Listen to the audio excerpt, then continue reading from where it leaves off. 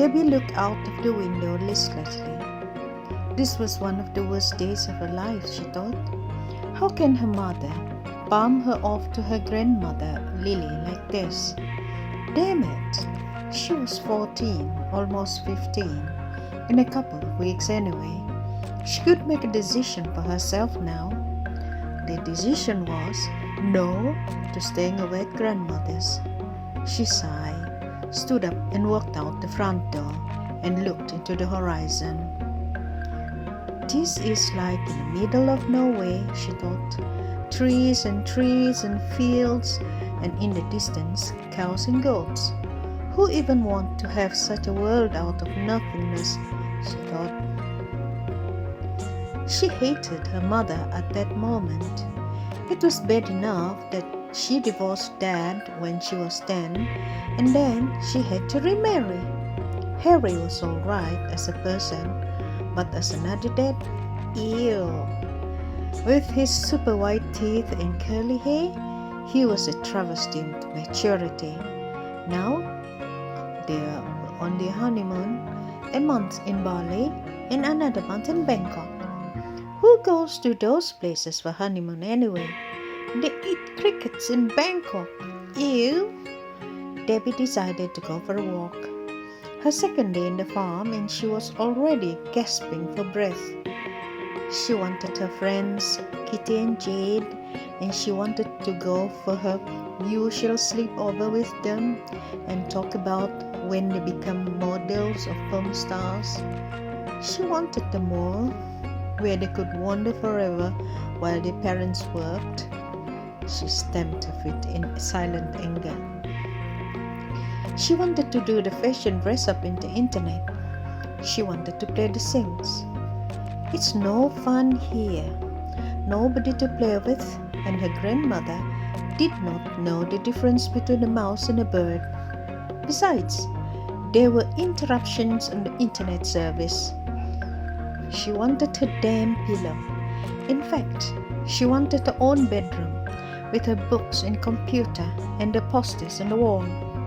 Her bedroom at Grandma was cool, all wood and stuff, but nothing beats her own bed. Debbie walked towards the woods where a gentle brook flowed.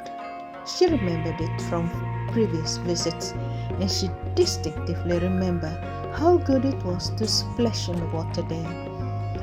But she was just a baby then, her mind protested, even as she walked briskly towards it.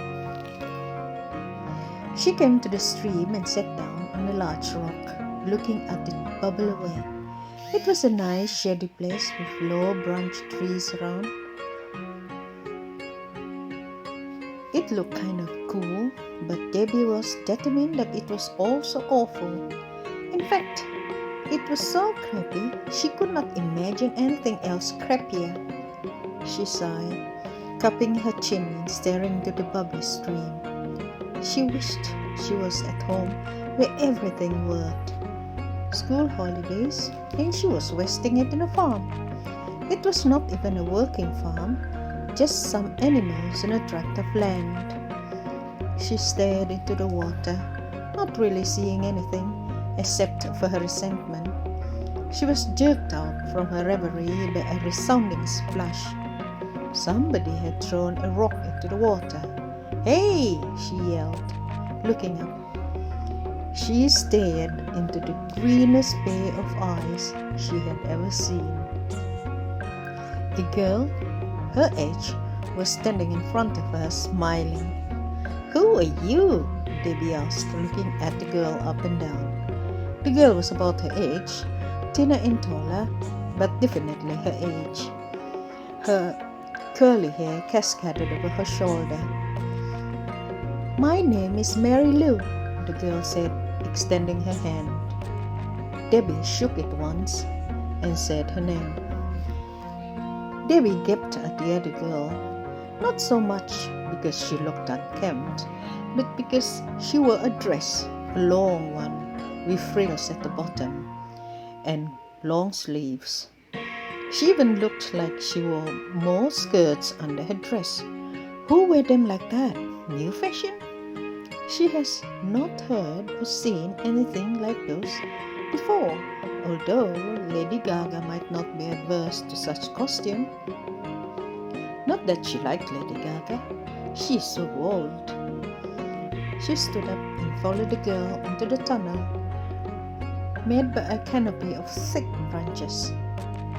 They held hands like they were old friends, and indeed, to Debbie, it felt like that. They never found Debbie. The posters of her laughing face are still stuck in posts and boards across the state.